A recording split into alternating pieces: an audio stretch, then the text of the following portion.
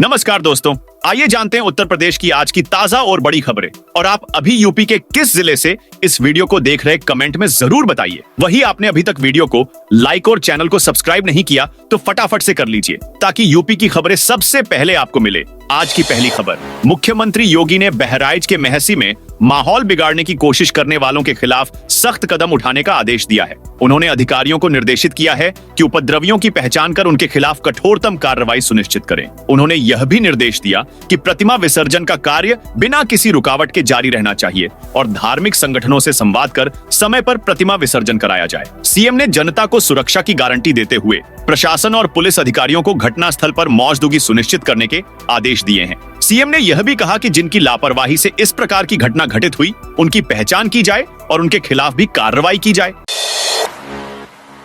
CM योगी कर्ज माफ कर रहे, जल्दी भरे अपना फॉर्म। गोरखपुर में सोमवार को कर्ज माफी की अफवाह उड़ गई। किसी ने सोशल मीडिया के जरिए फैला दिया कि सीएम योगी कर्ज माफ कर रहे हैं। आज ही आखिरी डेट है, जिसका फॉर्म भरा होगा उसी का कर्ज माफ होगा। गोरखनाथ मंदिर में पर्चा भरा जा रहा है। इसके बाद दोपहर को गोरखनाथ मंदिर के बाहर कई महिलाएं पहुंची। हालात इतने बेकाबू हो कि पुलिस को फोर्स बुलानी पड़ी। महिलाएं बोली, जल्दी से मेरा फॉर्म भर दीजिए, नहीं तो लेट हो जाएगी, मेरे ऊपर बहुत कर्जा है। पुलिसकर्मी उनसे कह रहे थे ऐसा कुछ नहीं है। वो मानने को तैयार ही नहीं थी। इसके बाद सीओ को कॉल करके बुलाया। वो पहुंचे। उन्होंने महिलाओं से कहा कि ऐसा कुछ भी नहीं है, आप लोगों को किसी ने गलत सूचना दे दी है। ये अफवाह फैलाई गई। इनमें ज्यादातर महिलाएं स्वयं सहायता समूह से जुड़ी थीं।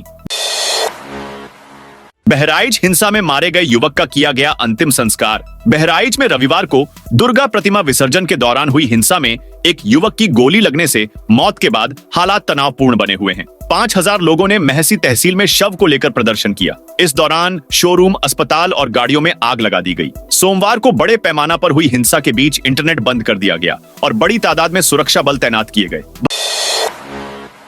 भाजपा के 9 सीटों पर प्रत्याशी तय, मीरापुर रालोद के लिए छोड़ेगी। यूपी की 10 रिक्त विधानसभा सीटों पर जल्द प्रस्तावित उपचुनाव को लेकर भारतीय जनता पार्टी की महत्वपूर्ण बैठक रविवार शाम नई दिल्ली में हुई। पार्टी सूत्रों की माने तो भाजपा अध्यक्ष जेपी नड्डा के आवास पर हुई इस बैठक में पार्टी आलाकमान द्वारा 9 सीटों पर प्रत्याशियों के नाम फाइनल कर लिए गए हैं। वहीं मीरापुर सीट भाजपा अपने सहयोगी रालोद के लिए छोड़ेगी। सपा के साथ गठबंधन के समय भी यह सीट रालोद ने ही जीती थी। निषाद पार्टी के लिए भी फार्मूला तय कर लिया गया है। वहीं प्रदेश नेतृत्व की ओर से उपचुनाव में पार्टी के बेहतर प्रदर्शन का भरोसा भी नेतृत्व को दिलाया गया है। बहराइच की घटना के बाद बाराबंकी प्रशासन अलर्ट। बहराइच में भड़की हिंसा के बाद बाराबंकी का प्रशासन अलर्ट हो गया है। बाराबंकी डीएम सत्येंद्र कुमार और पुलिस अधीक्षक दिनेश कुमार सिंह ने शहर के भीड़ भाड़ वाले इलाकों का जायजा लेते हुए पैदल मार्च किया। इस दौरान लोगों को जागरूक करते हुए किसी प्रकार की सांप्रदायिक सौहार्द बिगड़ने वाली सोशल मीडिया पोस्ट न करने की हिदायत दी। यूपी में गरीबों को 3 रुपए में मिलेगी बिजली। किसानों के लिए तो बिल्कुल मुफ्त। आप तक पहुंचने वाली बिजली की औसत आपूर्ति लागत 7 रुपये 76 पैसे प्रति यूनिट है। यही बिजली गरीबी रेखा से नीचे जीवनयापन करने वाले बीपीएल परिवारों को मात्र 3 रुपए प्रति यूनिट में मुहैया कराने के लिए राज्य सरकार ने 3 रुपए 50 पैसे प्रति यूनिट अनुदान दिया है। इतना ही नहीं, किसानों को सिंचाई के लिए मुफ्त बिजली उपलब्ध कराने के लिए भी सरकार ने खजाने से 10,067 करोड़ रुपए की भारी भरकम सब्सिडी दी है। सरकार ने जारी किया 164 करोड़ रुपए का मुआवजा। प्रदेश में बाढ़ की वजह से फसलों को हुए नुकसान की भरपाई के लिए अब तक 163,151 करोड़ रुपए का मुआवजा दिया है। प्रदेश सरकार ने बाढ़ से प्रभावित रहे 34 जिलों के 3,12,866 किसानों को सहायता राशि जारी की गई है। सर्वाधिक मुआवजा लखीमपुर खीरी के किसानों को दिया गया है। यहाँ के 1,10,000 से अधिक किसानों को 70.88 करोड़ से अधिक रुपए का मुआवजा दिया गया है। लखनऊ में डेंगू संक्रमितों की संख्या 1,100 पार। लखनऊ में डेंगू का अटैक जारी है। इस सीजन में अब तक कुल 1,115 डेंगू पॉजिटिव मरीज सामने आ चुके हैं। महज 13 दिन के भीतर 630 डेंगू पॉजिटिव मरीज मिले हैं। इस बीच दशहरे के दिन जांच के लिए भेजी गई सैंपल की रिपोर्ट रविवार को आई। इसमें 38 नए मरीज डेंगू पॉजिटिव मिले। बहराइच हिंसा पर अखिलेश यादव ने उठाए सवाल। कांग्रेस और सपा ने हिंसा को लेकर सरकार को घेरा। सपा प्रमुख अखिलेश यादव ने कहा, पुलिस को देखना चाहिए था कि डीजे पर क्या बज रहा है। कांग्रेस की राष्ट्रीय महासचिव प्रियंका गांधी ने यूपी सरकार से हिंसा जल्द से जल्द रोकने की मांग की। कांग्रेस प्रदेश अध्यक्ष अजय राय ने कहा, योगी को इस्तीफा देकर मठ में चले जाएं। सपा सांसद अवधेश प्रसाद ने घटना को दुखद बताया है। सपा नेता एसटी हसन ने कानून हाथ में लेने वालों के खिलाफ कार्रवाई करने की बात कही। लखनऊ में सुविधा नहीं देने वाले बिल्डर्स से होगी वसूली। लखनऊ में बिल्डर्स को प्लाट या मकान बेचने से पहले सभी जरूरी सुविधाओं को डेवलप करना होगा। अगर बिल्डर ऐसा नहीं करेगा तो नगर निगम वसूली कर सुविधाओं को विकसित करेगा। सोमवार को कलेक्ट्रेट सभागार में बैठक के दौरान प्रभारी मंत्री सुरेश खन्ना ने ये बातें कही। सुरेश खन्ना ने कहा कि मकान या प्लाट बेचने से पहले सभी बिल्डर्स को निर्देश दिया गया है कि वे सभी जरूरी सुविधाएं जैसे विद्युत, पेयजल, सीवर, ड्रेनेज और सड़क को डेवलप करने के बाद बेचें। मंत्री सुरेश खन्ना ने लोक निर्माण विभाग की 17 योजनाओं की भी समीक्षा की। मुजफ्फरनगर देश का सबसे प्रदूषित शहर। दशहरे का त्योहार समाप्त होते ही मुजफ्फरनगर समेत वेस्ट यूपी के शहर गैस चैम्बर बनने लगे हैं। रविवार को केंद्रीय प्रदूषण नियंत्रण बोर्ड की रिपोर्ट के अनुसार मुजफ्फरनगर देश का सबसे प्रदूषित शहर बन गया, जहां शाम में एयर क्वालिटी इंडेक्स 267 रिकॉर्ड हुआ तो रात में वह 307 पहुंच गया। मेरठ का AQI भी शाम में 227 तो रात में 246 रिकॉर्ड हुआ। वहीं गाजियाबाद 227 तो रात में 246 रिकॉर्ड हुआ। देश का दूसरा और हापुड़ तीसरा सबसे प्रदूषित शहर रहा। स्पेशल परमिट समेत इन 9 कामों के लिए नहीं जाना पड़ेगा। RTO यूपी में डुप्लीकेट, RC से लेकर DL रिप्लेसमेंट के लिए अब RTO के चक्कर नहीं काटने पड़ेंगे। वाहन संबंधी सुविधाएं प्रदान करने के लिए परिवहन विभाग की तरफ से 9 सेवाओं को आधार प्रमाणीकरण के माध्यम से लाइव किया जा रहा है। इससे वाहन स्वामियों को भागदौड़ की परेशानी से छुटकारा मिलेगा। उन्हें घर बैठे विभिन्न सुविधाएं प्राप्त हो सकेंगी। प्रतिबंध के बाद भी यमुना में खूब विसर्जित की देवी प्रतिमाएं। आदेश को ताक पर रखकर लोगों ने यमुना नदी में देवी प्रतिमाओं के विसर्जन किए। पूजन सामग्री को नदी में बहा दिया। इससे पहले से ही नाले का रूप लेती जा रही यमुना में और गंदगी घुल गई। नदी किनारे देवी प्रतिमाओं और पूजन सामग्री के ढेर लगे हुए हैं। सुप्रीम कोर्ट के आदेश के तहत नदियों में प्रतिमाओं और पूजन सामग्री को बहाना प्रतिबंधित है। इसके बावजूद लोगों ने यमुना में धड़ल्ले से देवी प्रतिमाओं को यमुना में विसर्जित किया। यूपी में मकान खरीदने पर नया नियम लागू। अगर आप घर खरीदने की योजना बना रहे हैं तो यह खबर आपके लिए बेहद जरूरी है। Uttar Pradesh real estate regulatory authority ने रियल एस्टेट प्रमोटर्स के लिए नए सख्त निर्देश जारी किए हैं। RERA ने स्पष्ट किया है कि कोई भी बिल्डर 10% से अधिक धनराशि एकत्रित करने से पहले आवंटी से एग्रीमेंट फॉर सेल पर हस्ताक्षर करें। यदि आप घर खरीद रहे हैं तो आपको इन नियमों की जानकारी होना जरूरी है ताकि आप किसी धोखाधड़ी का शिकार न हो।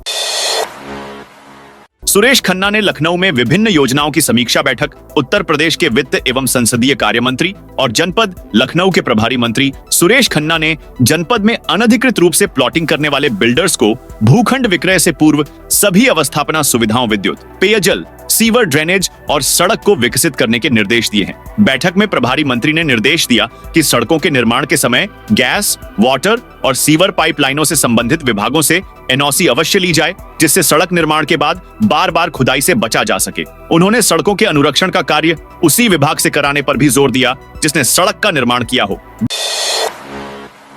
बिजली बिल में मिलेगी छूट। बिजली खर्च की रीडिंग न होने से बिल बनने में होने वाली देरी के बावजूद देय तिथि तक बिल जमा करने पर मिलने वाली छूट जारी रहेगी। तमाम उपभोक्ताओं की शिकायत थी कि उनके मीटरों की रीडिंग न होने से 1% मिलने वाली छूट नहीं मिल पाती है। केस्को प्रबंधन ने इन शंकाओं पर विराम लगा दिया है। प्रबंधन का कहना है कि लेट बिलिंग होने के बावजूद इस महीने तक 98% तक रीडिंग हो चुकी है। जिनकी रीडिंग नहीं हुई है उनका बिल जब भी बनेगा 1% की छूट उन्हें मिलेगी।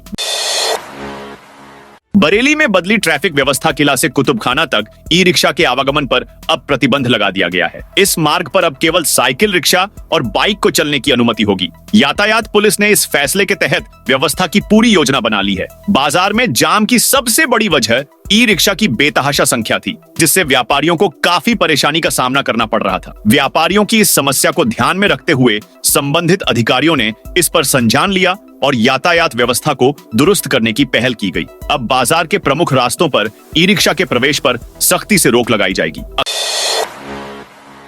अखाड़ा परिषद का बड़ा ऐलान, प्रयागराज महाकुंभ में गैर हिंदुओं के प्रवेश पर सख्ती से रोक लगेगी। अखिल भारतीय अखाड़ा परिषद के अध्यक्ष एवं निरंजनी अखाड़े के श्री महंत रविंद्रपुरी महाराज ने हरिद्वार से इसका सीधा ऐलान कर दिया है। उन्होंने कहा कि कहीं थूक कर, कहीं पेशाब कर सनातन संस्कृति को भ्रष्ट करने का प्रयास किया जा रहा है। इसी को देखते हुए अखिल भारतीय अखाड़ा परिषद ने प्रयाग कुंभ में गैर हिंदुओं के प्रवेश को वर्जित करने का ऐलान किया है। अयोध्या में आपस में भिड़े सपा कार्यकर्ता।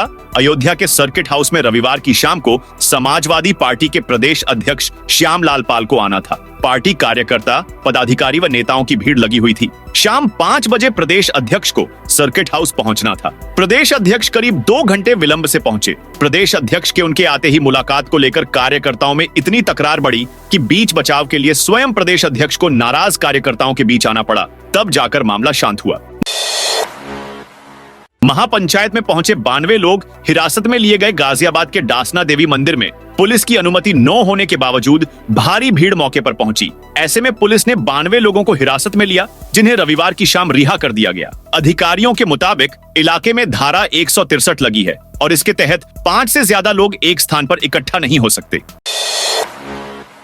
ग्रेटर नोएडा में आधुनिक ट्रैफिक मैनेजमेंट सिस्टम लागू करेगी योगी सरकार। ग्रेटर नोएडा क्षेत्र में integrated and traffic management system की जल्द स्थापना होगी, जो ग्रेटर नोएडा के यातायात प्रबंधन और सुरक्षा में तीसरी आंख के तौर पर कार्य करेगा। ग्रेटर नोएडा के 357 लोकेशंस पर हाई क्वालिटी सीसीटीवी सर्विलांस कैमरों की स्थापना की जाएगी, जिससे ग्रेटर नोएडा क्षेत्र के चप्पे चप्पे की निगरानी हो सकेगी।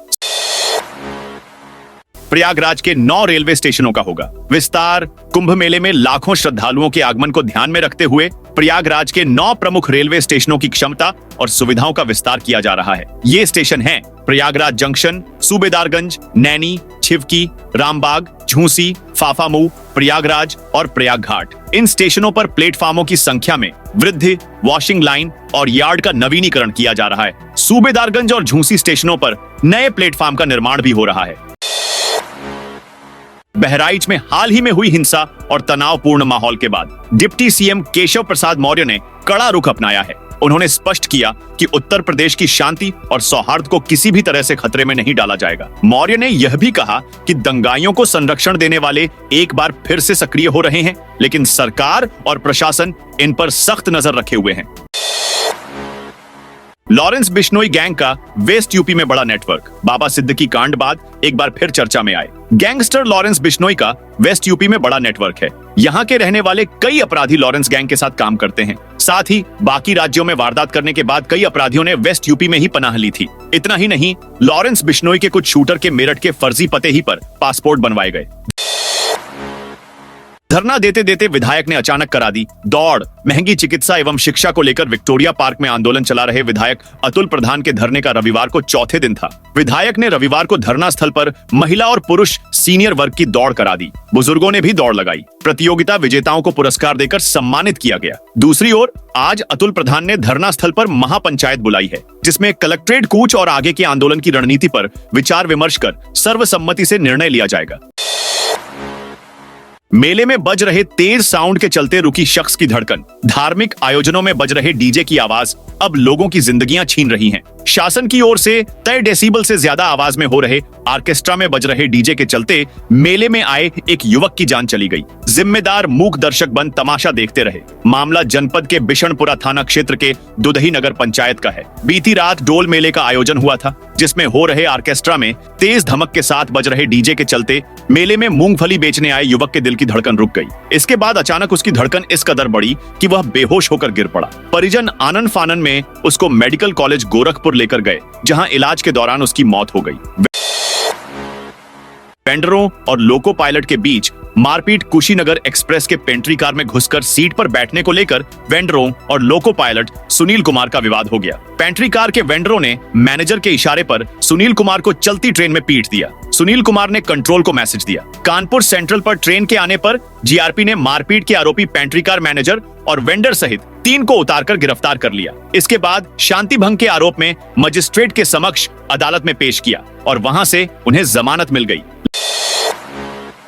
लखनऊ में अखिलेश दास स्टेडियम में नहीं होगा रणजी मैच। रणजी में यूपी टीम का अगला मुकाबला हरियाणा से होगा। 18 से 21 अक्टूबर तक मैच डॉक्टर अखिलेश दास स्टेडियम में खेला जाना था, लेकिन मैदान के खराब होने से अब दूसरी जगह शिफ्ट कर दिया गया है। बीसीसीआई ने मानकों पर स्टेडियम के खरे नहीं उतरने पर मैच को दूसरे मैदान पर कराने का फैसला लिया है। क्रिकेट एसोसिएशन लखनऊ के सचिव केएम खान ने बताया कि अखिलेश दास स्टेडियम की आउटफील्ड मानक के अनुरूप नहीं मिला। बीसीसीआई की टीम ने बीते 30 सितंबर और 6 अक्टूबर को यहां का निरीक्षण किया था। इसके बाद यूपी और हरियाणा मैच के लिए यह मैदान सही नहीं पाया गया। इसके बाद जयपुरिया ग्राउंड का निरीक्षण किया गया, जो मैच के लिए सही है।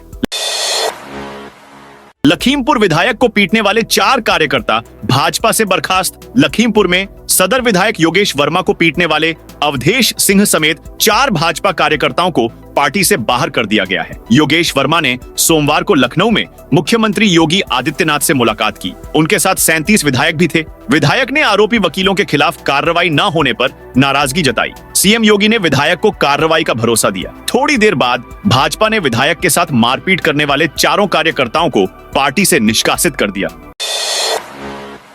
इन सभी पर एफआईआर भी दर्ज की जाएगी। महोबा डिपो में टिकट बनाते पकड़ा गया फर्जी परिचालक। महोबा डिपो की बस में फर्जी परिचालक पकड़े जाने का सनसनीखेज मामला सामने आया है। दिल्ली से वापस महोबा आते समय झांसी के सहायक क्षेत्रीय अधिकारी ने महोबा डिपो की बस को चेक किया तो ड्यूटी स्लिप के आधार पर परिचालक की जगह कोई अंग और टिकट बनाते पाया गया। इस फर्जी कंडक्टर के पास ड्यूटी स्लिप, मार्ग प्रपत्र, एटीएम मशीन को देख परिवहन निगम के अधिकारी के होश उड़ गए।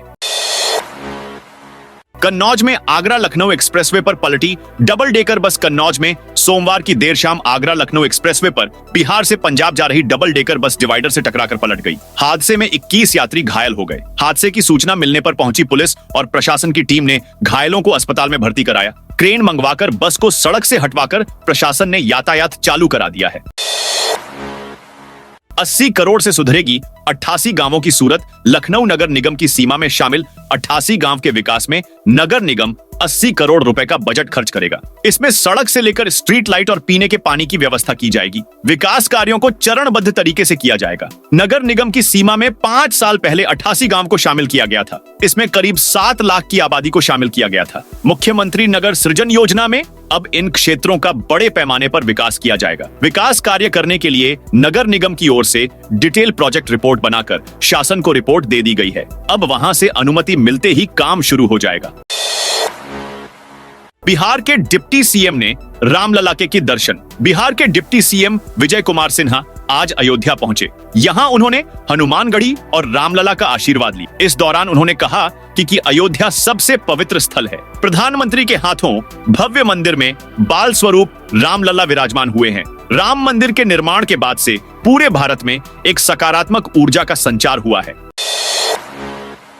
काशी में बनेगा देश का पहला हिंदी साहित्य का भाषा संग्रहालय। काशी में बनने जा रहा है देश का पहला हिंदी साहित्य का भाषा संग्रहालय। 25 करोड़ रुपए के बजट से बनने वाले इस संग्रहालय में हिंदी के ख्यात साहित्यकारों की रचनाओं, तस्वीरों और महत्वपूर्ण दस्तावेजों को संजोया जाएगा। साथ ही एक एम्फी थिएटर और ऑडिटोरियम भी होगा, जहां साहित्यकारों के जीवन और रचनाओं पर कार्यक्रम आयोजित किए जाएंगे।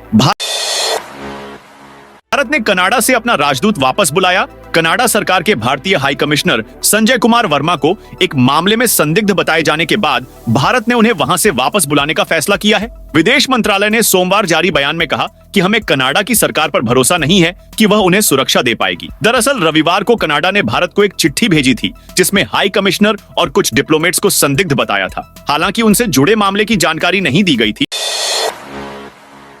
खड़गे पर वक्फ संपत्ति हड़पने का आरोप लगा। वक्फ बिल पर बनी ज्वाइंट पार्लियामेंट्री कमेटी की सोमवार को हुई बैठक में कांग्रेस अध्यक्ष मल्लिकार्जुन खड़गे पर वक्फ संपत्ति कब्जाने का आरोप लगा। इससे नाराज विपक्षी दलों के सांसदों ने बैठक का बहिष्कार कर दिया। साथ ही स्पीकर को चिट्ठी लिखकर कमेटी के चेयरपर्सन जगदम्बिका पाल को हटाने की मांग की। स्पीकर से मिलने का समय भी मांगा।